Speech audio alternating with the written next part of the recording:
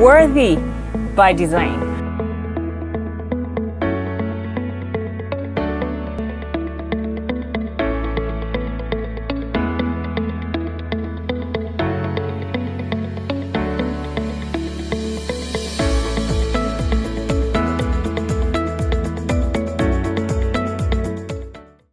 Hello there, it is such a delight that you joined us on today's edition of Worthy by Design. Brought to you by Advanced Cable Network Nigeria, ACNNTV. I am Iber Chims. Now on this show we focus on the journey from girlhood to womanhood and everything in between. But today we're not just going to be doing girlhood to womanhood, we're going to be doing life together.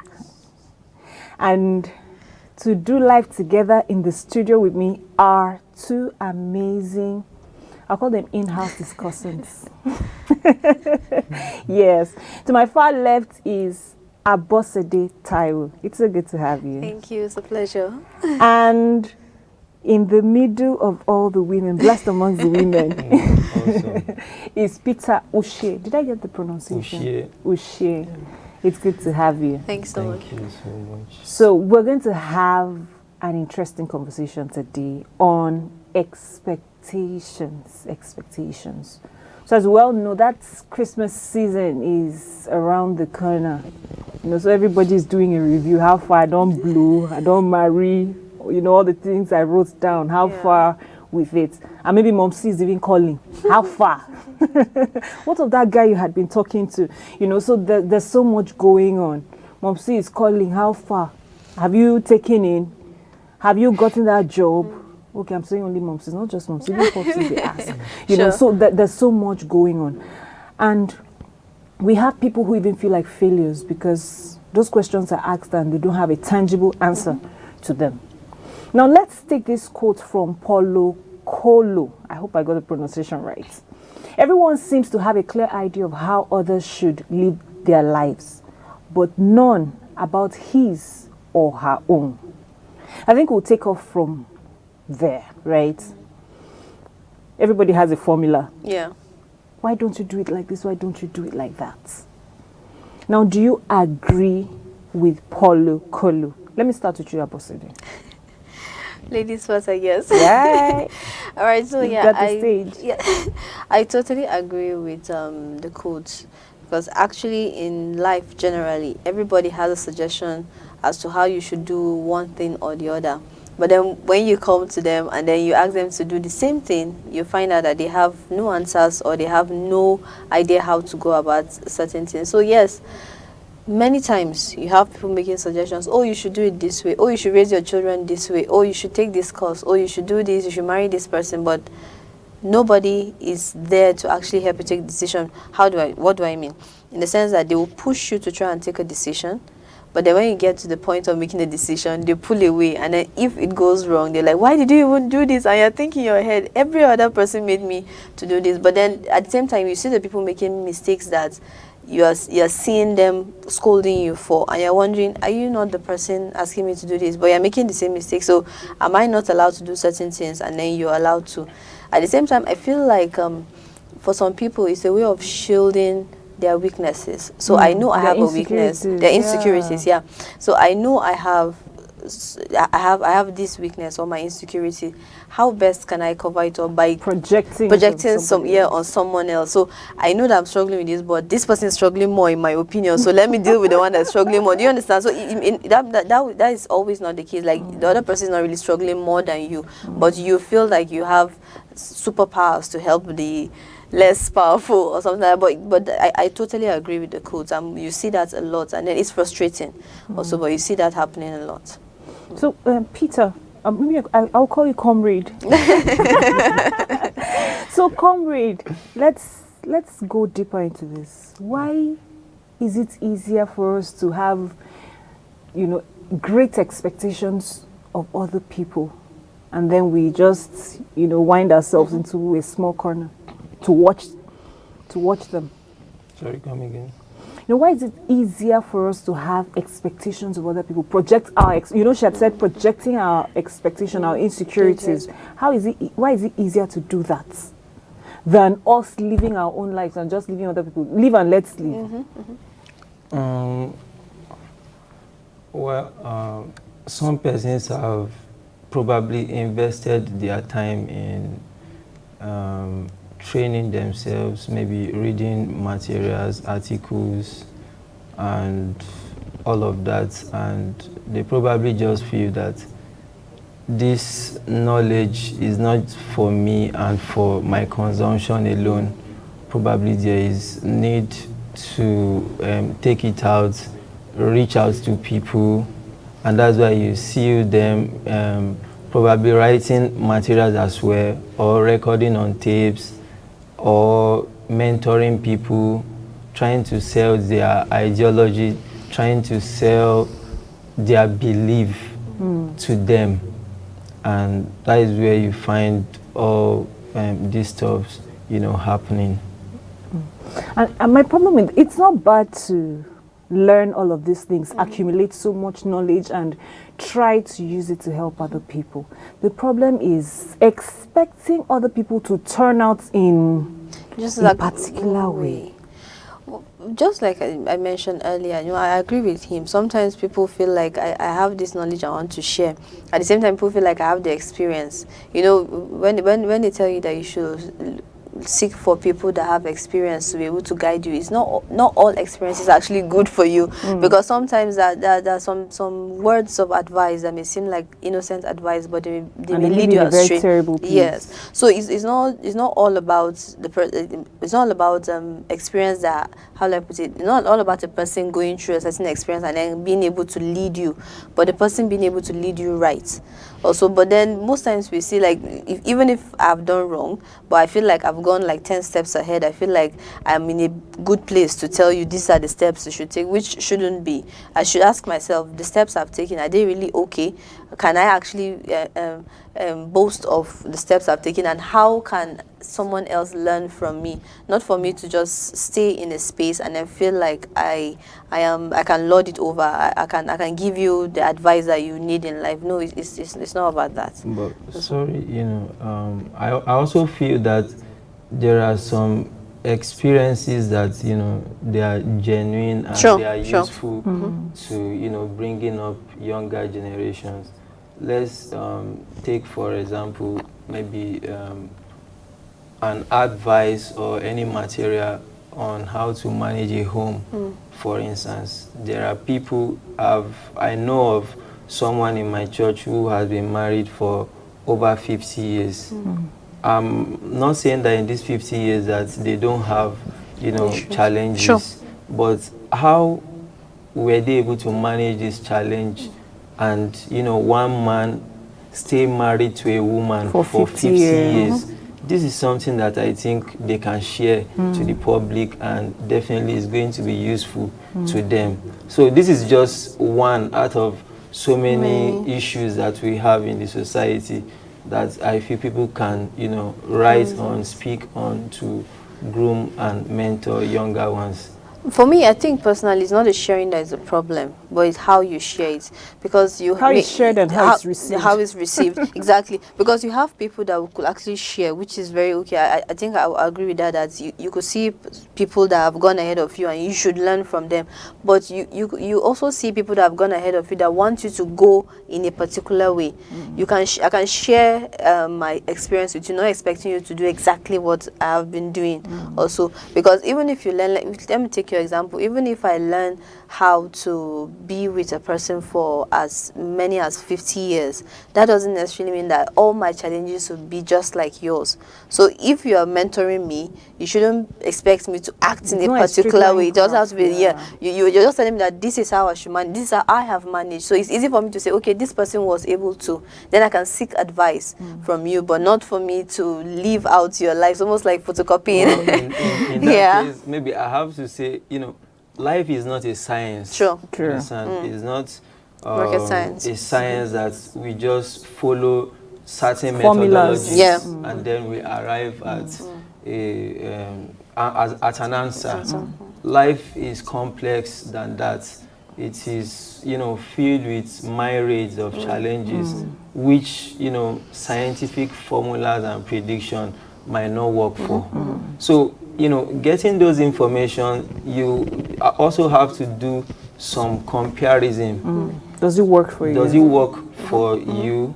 And, you know, you are, I don't know if I'll say you are the owner of your life, and you know your purpose here on earth.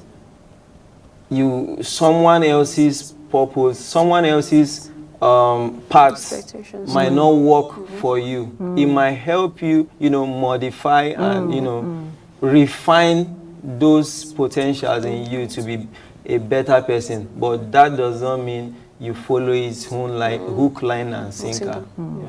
So the fact that somebody has expectations of you because it happened to me and it happened like this doesn't mean you should fall into it. You know, that reminds me of a story of a certain woman who was, I think, she took a seminar in a church. You know, yeah, she's got things going for her. Her kids are doing well and all of that. She's doing well. Her husband is doing well. It's, you know, they have a very good testimony. But the problem was not the fact that there was a testimony or there was a story of, you know, how God has brought me through. The problem was that after the service, a lot of people felt dampened. Why? It came like, if your own has not happened, the message came like, if your own has not happened the way it has happened for me, that means there's a problem with how you are doing, you're going about your own. Now, people in that service had children challenges. You know, either a child is not, you know, doing well in school, or it's been dropping in and out of school and all of that. So imagine how the message came in a way that if you have not been able to, you know, picture my life and let your life, you know, show this kind of picture, then there's a problem somewhere. So how do we handle such issues when, you know, somebody's like poking you in the eyes, like the way you should have been married at 25. I got married at 25, my last child. That's even too far. You've heard people saying I got married at 19 or 21, and what are you waiting for? What are you still waiting for? So how do we handle such lofty expectations? You know, yeah, they seem to mean well, you know, but the way the message now comes across is demeaning, discouraging, you know. So how do we handle such? Okay, personally, I'll pick from what comrade. I'll pick from what Mr. Peter said. You know, knowing your purpose. I think the first thing is if you're able to identify who you are, also especially who you are in Christ, then it's easy for you to be able to define that this is who I am, this is what I've been called to do. So no matter what comes to me, whether it's meant to discourage me or the other way, I'll take what I need to take and I'll work with what I need to work with. Also, and then if there are lessons I need to pick from people's lives, probably from their mistakes, I'll pick it, watch it, and then I will be able to know, okay, these are the signs that could lead to this or that. But that, for me personally, I think the first thing is knowing your purpose. Knowing your purpose and having a good support system. How identifying people that can actually help you, people that can help protect your mental health. Also, not if you notice that your energy is being drained around certain kinds of people in a certain place, avoid it as much as possible. Sometimes you can't avoid because sometimes maybe family. Also, some people have toxic family members that you can't throw away your family except you decide to move out or something like that. But then you should be able to know how to manage your space, protect what you need to protect, and then that way you can work with what God is asking you to do. Also, and not the expectations. Not the expectations. So it's not be God's will with a deep understanding of your purpose, and you're working in the right direction. Amazing. Thank you so much for that. Okay, so let's talk about ourselves as individuals, right? I have expectations of myself. I have tried to work towards their realization, and it's looking like the more I try, the harder it is to even see how those expectations can become a reality. How do I keep myself sane in the face of all of these failed expectations? I expected that I should have been married by 19, by 20, by 21, by 25. I should have been married before 30, you know, but here I am. You know, it didn't turn out that way. I expected that by 30, I would have given birth to all my children. In fact, by 40, you know, my first daughter would have been married. You know, all of that. You know, there are people having different kinds of expectations. Or for the guys, he expected that he should have had, you know, he should have had this wife at home, a house, you know, kids to play around, and more the guy is getting to 40, and everything is getting to him. How do we manage all of this mixing in our heads together? And then the year is coming to an end. Somebody is thinking, man, you never aligned for me, you never had that. You know, how do we manage all of this? Well, again, I'm going to say life is not a race. Understand? You don't need to, it's not bad to, you know, have expectations about life. But then you don't need to be under pressure, you know, while doing that. If not so, you might not even witness the actualization of those expectations. So you just need to calm down, you know, draw out a plan, a realistic plan about how to go about all you have set out to achieve, and gradually pursue them. Consult God, you arrive there. You know, so somebody says, I have written out these plans, I have been pursuing them. But it's like the more I pursue them, the more they run you. You know, so it's like like a yoke. It's so heavy on me. How do I get past feeling like I have failed myself? I think it's a gradual process. You grow into understanding, just like you said, understanding what God's will is difficult. As much as I say, for like God's will is there. Realistic Yes, here, right? we're trying, because sometimes you know that this is the will of God, but then you're struggling to get past certain things, certain discouragements, certain disappointments, and then you're feeling like I can't make it anymore. However, just like you said, draw out realistic plans, but at the same time be able to, I always insist, have the right company around you, have the right set of people you are speaking to, also because that helps. But then at the same time, again, it still falls back to going back to God. And then while you were talking, I was thinking of something. Sometimes you expect something and then you get frustrated and you give up, and then the next minute everything is kind of like, God, why? Like it's almost like He was waiting for you to just reach the point that breaking point. You understand, breaking point, and then you give up, and then He starts working things out. So understanding that, just I think we were discussing earlier, understanding that God's time can never be ours. Sometimes it happens when you pray for something, it comes just at the point that you're expecting. You understand, it's a sign. But then sometimes you pray for something and then it takes years, and then when you've forgotten about it, or probably you've taken your mind off it, and then you see everything rolling in, you'll be like, I prayed for this, why is it coming at it? But that is the time God wanted it to come in. So I think that it comes, the discouragement. You'll be discouraged, you cry sometimes, you feel hopeless many times, but then if you're able to go back to your plan, then you'll be able to, and then sometimes we achieve a lot without even realizing it. I think it was just yesterday, I was just thinking, I was like, what were my dreams when I was in primary school? Like, I'm doing almost everything I ever wanted to do, not exactly the way I pictured it, but then I'm doing it, but I've never thought about it, I've never realized it also. But then you actually, sometimes you've fulfilled many things, some of your dreams, without even realizing it. But if you sit down and look back and check that, okay, this is what I wanted to do. It might have been a childish way of putting it together, like this is what I want to be. But then you are doing almost everything you ever wanted to do the way God wants you to do. I think it will help also. And then drawing out a plan. I keep supporting being able to put it down. Actually put it down, write it out. If you can get a book, write it out, so that even if it doesn't work, this is what you had. Write down the vision. Write down the vision, yes. So that by the time it actually happens, you can go back and say, oh, this is what I wrote down, and I'm actually saying this. And it helps you to identify when you are achieving it. Because if it doesn't come the way you wanted it, but it looks like what you'd asked for, then it's easy for you to identify that this falls in line. So, yeah. So maybe I'll say we should always remember to count our blessings. Exactly. Name them one by one. And it will for real. It will surprise you. It will surprise you what the Lord has done, and it will surprise you how far you have come. So you won't even have the time to feel like a failure. Because if you have come this far, then you can go further. Yeah. Amazing. We've had an amazing conversation, but before we continue, we're going on a very short break. Just stay with us. The earth is the Lord and the fullness thereof. Governance is the act of God. Even the system of government we have now is taken from the Bible. The Lord your God is your king. That's executive government. He is your lawmaker. That's legislature. He is your righteous judge. Is judiciary. So he's the King of kings and the Lord of lords. Nebuchadnezzar said he reigns in the affairs of men. He enthrones and he dethrones. Therefore, Christians must be involved in every aspect of governance at every level.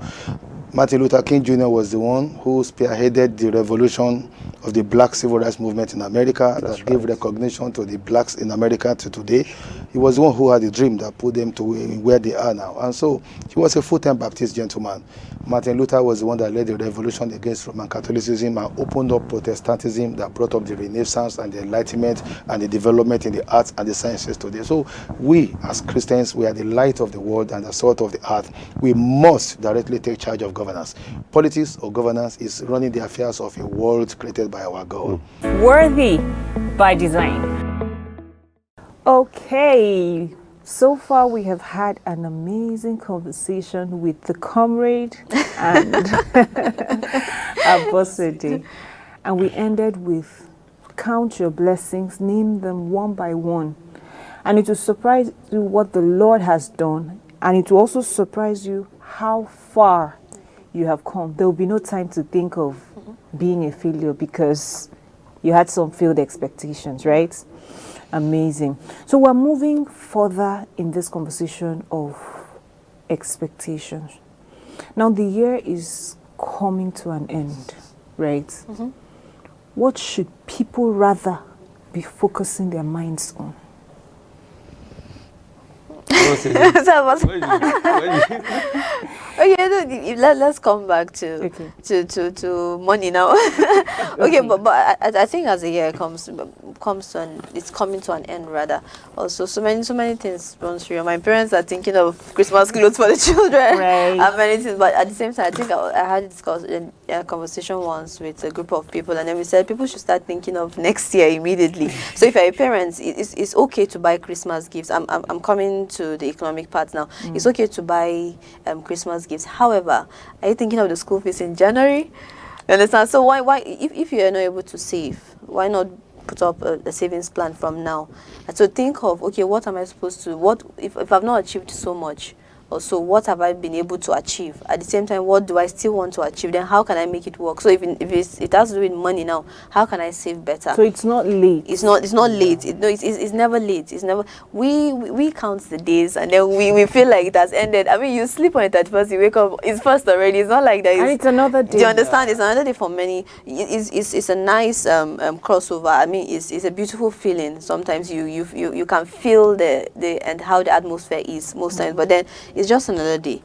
So at the same time, plan yourself. Plan what you need to do. So if whatever expectations, people should be looking towards how to save better, how to achieve whatever goal you think you were not able to achieve this year. Also because the way things are going, the way if you talk to anybody, everybody tell you country is hard. I'm like, I don't understand country is hard. But then as much as it may seem funny and yes, you can, if you come to reality, you see people struggling with a lot of things. Start planning now. If you are able to plan from January, you can sit today and plan out what you want to do the next year. But let it not be like a hard and fast rule or something. So that if you are not able to achieve it, you won't get frustrated again. Also, so I feel you can start planning now. What you should expect, you should plan out how you want to live your life, what you want to do. If you're a family person, how you want to do better as a family person for your children, for your spouse, or whatever whoever that is around you rather. So it's never too late. And then start, if it's education, start thinking of what you want to do. Do you want to go further? If it's career, what do you need to do? Do I need to go for trainings? Do I need to do this or that? Start thinking of what you can start today. Yeah, exactly. Christmas is commemorating the birth of Jesus Christ, and Jesus himself will not be happy if you are commemorating his birth and you are not doing well. Why I'm saying this is we are approaching the Yuletide. People travel, and when they travel, they exhaust all the resources in them. Some of them even start asking for transport. I mean, so you have to plan for this, because January, some persons, they even have to just pay their house rent by January. So school fees and all of that. If you are not, prepared for it, it will just take you by surprise. Yeah, and then even about the journeys too, just like you said, something I think it's high time if you've not been prioritizing, this is the time for you to put what do you call the scale of preference now from economics, where you put it, the journey, you ask yourself, is it necessary? Is it necessary? Occasions, do I have to attend?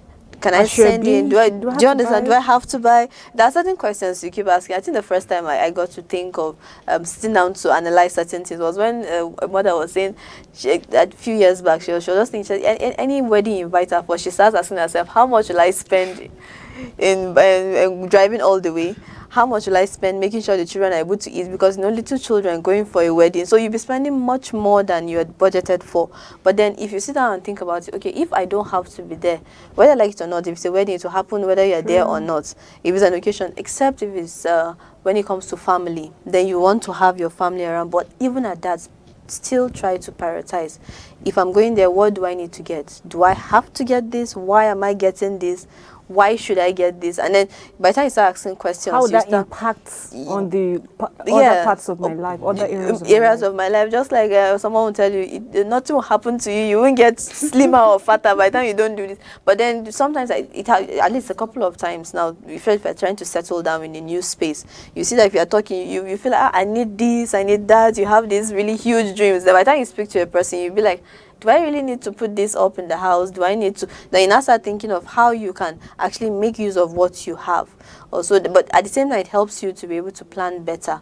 Also, so if you're going to spend like 10,000 to make something, you realize I can actually use the 2,000 item that I have now. Before I can get this, you're able to save up for it. Yeah, so basically just scale of preference, prioritize, ask yourself certain questions before you do things. When you're going out, the journeys, because as it is now, we don't know how inflation will be in next year. So you have to be wise in whatever you do. Yeah. Because I am just thinking of this whole matter, because it still boils down to expectations. Yeah. By the time it comes to the end of the year, everybody feels, okay, we should go to the village. Exactly. You need to go and spend some money. Show them that the Lord has been good from January till now. Is that the problem? Show them. Do you understand? That's the intention, yes. Show them that the Lord has been good from January to December. You need to fix this, you need to fix that. But do you, like you said, do you really need to do all of that? With the state of insecurity in the country, do you really need to travel? Because you said you now decide that, okay, we're traveling by air and you have a family of 6. How much are you going to spend? Buy a land. You understand? Yeah. So we have to put all of this in perspective. Sure. Yes, they expect that you should come. You're the first son, yes. You're the first daughter, yes. They expect that you should do all of that. But do you really have to? Do you really have to make them happy? How will you fare after you have made everybody happy? And you yourself, you are sad. Yeah. And you are sad. And it also happens when it comes to like marriage, settling down. You want to make every other person happy, forgetting that this is a lifetime. I mean, you're going to be so... You're the one in it. Are you planning for that lifetime, or you're planning for that one day? The ceremony, exactly. You're planning for who you make happy on that day, who you need to invite, who you need to impress. I mean, and you're not planning, how will I raise my children? Where will we stay? Where would they... You understand? So, I mean... So we should think beyond. How will people see it? What will they think? If I decide that I just want to do a registry marriage and Thanksgiving on Sunday without sharing food, how will people? They'll think I don't have. They'll think I don't have. They'll think things are so bad with me. At least let me try, and so they will not think. How will their thinking I think that's a problem for us. Their thinking. Yes. How would their thinking affect the success of your marriage, the future of your children? I think we should be thinking beyond, you know, the frivolous expenses we make. Some people even decide that I had made up from when I was a child. I wanted to wear a ball wedding dress, and it has come to the wedding, and you cannot afford that. You can just afford a simple white dress. What would they think? All my friends know that that's what I've always wanted. What would they think if I don't wear this? Can we just move past all of that? Can we just find a safe space for ourselves where we do things because we have to do them? Because the consequences of doing them will be far worse than not doing them. Because if I do them, the future of my children will be secure. Or if I do them, my future will be the better for it. Rather than trying to drown in the sea of other people's expectations. I think that we should move past all of that. Yeah. Do you understand? We advise ourselves. I don't know, guys, I don't know how people think when you want to get married. The thing is, it's normal. The society we live in now is, you know... like competitive. Yes, it's competitive. You know, this want to, like you said, show this. A wants to show B, B wants to retaliate by showing back. And if you go by that trend, you end up paying attention to things that you want rather than things that you need. Yeah. That's And, preference, scale of preference you talked about. What's important here is paying attention to your needs. Wants are frivolities. It's not needed. You can do without them. You can do without them. And this is what, you know, keeps us in that pressure. This is what, you know, makes people feel disappointed and frustrated that, you know, their expectations are not forthcoming. So we should, you know, re-strategize. Ignore the societal noise and focus on, you know, yourself. What do you need? You know, this takes me to social media. I was actually thinking of that. I was just about to say. This takes me to social media. That's the platform where they put all the intimidation. So people see this really great life without seeing what's behind it, and then you feel like if I'm not there, I've not gone anywhere. Also, and it's becoming worse now, being that more people are living their lives on social media. I cough in the morning. Oh, I just coughed this morning. I yawned. Oh, I yawned this morning. Oh, I just opened my door. I mean, everything is on social media. Like everything is on social. Every step is there. So that puts people under pressure. So sometimes, you know, we've been saying what people say, how people are asking you about certain things. But now nobody could be talking to the person, but the person is still under pressure because you are seeing the way what people post online. And you're feeling like, I've not gotten to this level. What is wrong with me? Can't I be like this person? Oh, this person is way younger than I am, but see what he or she has achieved. We were together in school. See how far this person has gone. So many things. You start comparing a lot of things without even knowing that you started. Notes. You understand? Yeah. So by the time you start comparing, you won't even understand that you're already killing yourself.